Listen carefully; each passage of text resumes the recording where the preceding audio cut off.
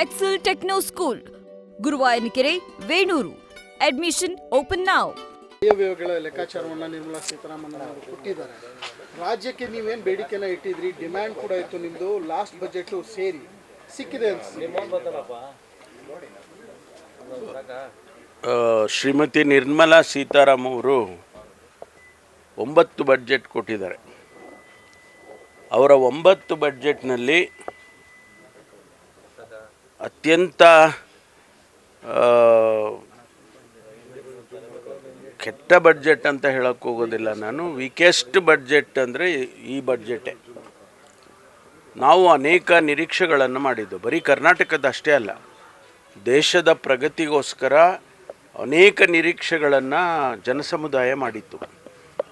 ಅದೆಲ್ಲ ಹುಸಿಯಾಗಿದೆ. ಹಿಂದೆ ಎಲ್ಲ ಬಡ್ಜೆಟ್ಗಳನ್ನು ಕೃಷಿಗೆ ಪ್ರಾತಿನಿಧ್ಯ ಕೊಡ್ತಾಯಿದ್ರು. ಯಾಕೆಂದರೆ ಹೆಚ್ಚು GDPಗೆ ಕಾಂಟ್ರಿಬ್ಯೂಟ್ ಆಗೋದೇ ಕೃಷಿಯಿಂದ. ಅದಕ್ಕೆ ಹೆಚ್ಚು ಒತ್ತು ಕೊಡೋರು, ಕೈಗಾರಿಕೆಗೆ ಒತ್ತು ಕೊಡೋರು. ಆಮೇಲೆ ಸೋಷಿಯಲ್ ಸೆಕ್ಟರಲ್ಲಿ ಈಗ ನಾವು ಬಡತನ ನಿರ್ಮೂಲನೆ ಆಗಬೇಕು ಅಂತ ಹೇಳ್ಕೊಳ್ತೀವಿ, ಘೋಷಣೆಗಳು ಮಾಡ್ತಾ ಇರ್ತೀವಿ. ಪ್ರತಿ ವರ್ಷ ಬಡ್ಜೆಟ್ನಲ್ಲಿ ಅದಕ್ಕೆ ಸಂಬಂಧಿತವಾಗಿ ಬೇಕಾದಂಥ ಕಾರ್ಯಕ್ರಮಗಳು ಕೊಡ್ತೀವಿ. ಈಗ ಉದಾಹರಣೆಗೆ ಎಂಪ್ಲಾಯ್ಮೆಂಟ್ ಗ್ಯಾರಂಟಿ ಕೊಟ್ಟಿದ್ದೇನಕ್ಕೆ? ಡಾಕ್ಟರ್ ಮನಮೋಹನ್ ಸಿಂಗ್ ಅವರು ಎಂಪ್ಲಾಯ್ಮೆಂಟ್ ಗ್ಯಾರಂಟಿ ಕೊಟ್ಟಿದ್ದು ರೂರಲ್ ಎಕಾನಮಿ ಒಂದು ರೀತಿಯಲ್ಲಿ ಜಾಸ್ತಿ ಆಗಲಿ, ಇಂಡಿವಿಜುವಲ್ ಆಗಿ ಅವರ ಅರ್ನಿಂಗ್ ಪವರ್, ಸ್ಪೆಂಡಿಂಗ್ ಪವರ್ ಅದು ಜಾಸ್ತಿ ಆಗಲಿ ಅಂಥೇಳಿ ಅವರಿಗೆ ಎಂಪ್ಲಾಯ್ಮೆಂಟು ಕೊಟ್ಟಂಗೆ ಆಗುತ್ತೆ ಅಂಥೇಳಿ the largest employment was given by that program in the entire world. ಇಡೀ ಪ್ರಪಂಚದಲ್ಲಿ ಅಂಥ ಒಂದು ಯಾವುದು ಕಾರ್ಯಕ್ರಮ ಎಲ್ಲೂ ಇರಲಿಕ್ಕಿಲ್ಲ. ಅದೆಲ್ಲ ಇವತ್ತು ಗಾಳಿಗೆ ತೂರ್ಬಿಟ್ಟು ಇಡೀ ಸಮುದಾಯಕ್ಕೆ, ಇಡೀ ದೇಶಕ್ಕೆ ಒಂದು ರೀತಿಯಲ್ಲಿ ಅವರು ಒಂದು ನಮಗೆ ಭಾಳ ನಿರಾಸೆಯನ್ನು ಮಾಡಿದ್ದಾರೆ. 53.5 ಲಕ್ಷ ಕೋಟಿಯಲ್ಲಿ 16 ಲಕ್ಷ ಕೋಟಿ ಸಾಲ. 16 ಅಲ್ಲ, ನಮಗೆ ಹೇಳ್ತಾರೆ ಇಲ್ಲಿ ಅಸೆಂಬ್ಲಿಯಲ್ಲಿ, ನೀವು ಸಾಲ ಮಾಡಿದಿರಿ. ಹಾಂ, ಅಷ್ಟು ಸಾಲ ಮಾಡಿಕೊಂಡು ಏನು ನಾವು ಜನಸಮುದಾಯಕ್ಕೆ ಕೊಟ್ಟಿದ್ದೀರಾ ನೀವು ಅಂತ ಹೇಳಿ ಪ್ರಶ್ನೆ. ಕರ್ನಾಟಕಕ್ಕಂತೂ ಏನೂ ಇಲ್ಲ, ಝೀರೋ. ಅದು ಯಾವ 2 ರೈಲು ಬಿಡ್ತಾರೆ, ಆ ರೈಲು ಎಲ್ಲಿಗೆ ಬಿಡ್ತಾರೆ? ತಮಿಳ್ನಾಡುಗೆ ಒಂದು ಮತ್ತು ಹೈದರಾಬಾದಿಗೆ ಒಂದು. ಅವ್ರಿಗೆ ಬೆನಿಫಿಟ್ ಆಗ್ತದೆ. ಬೆಂಗಳೂರಿಂದ ಜನ ಹೋಗೋದು ಹೈದರಾಬಾದಿಗೆ, ತಮಿಳ್ನಾಡಿಗೆ ಅವ್ರಿಗೆ ಆಗ್ತದೆ. ಅದರಿಂದ ಯಾವುದೂ ಇಲ್ಲ.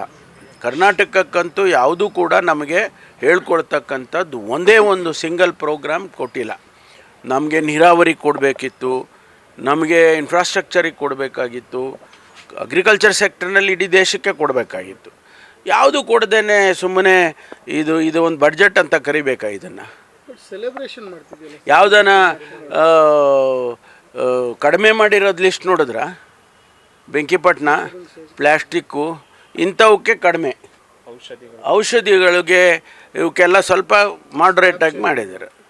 ಆದರೆ ಈ ಪ್ರೋಗ್ರಾಮ್ಸ್ ಕೊಡಬೇಕಲ್ಲ. ನಾವು IITಗಳು ಎಕ್ಸ್ಪೆಕ್ಟ್ ಮಾಡಿದ್ದೋ, IIMಗಳು ಎಕ್ಸ್ಪೆಕ್ಟ್ ಮಾಡಿದ್ದೋ.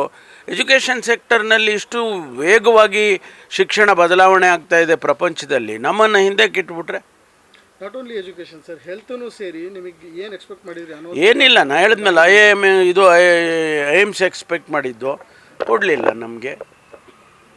ಅದರಿಂದ ಭಾಳ ನೀರಸವಾದಂಥದ್ದು, ಭಾಳ ನಿರಾಶೆಯನ್ನು ಹೆಚ್ಚು ತಂದಿರತಕ್ಕಂಥ ಒಂದು ಬಡ್ಜೆಟ್ ಇದು ಅಂತ ಅಷ್ಟೇ ಹೇಳಬೇಕು. ನ್ಯೂಸ್ ಫಸ್ಟ್, ನಿರ್ಭೀತಿಯಿಂದ ನಿಮ್ಮ ಪರವಾಗಿ.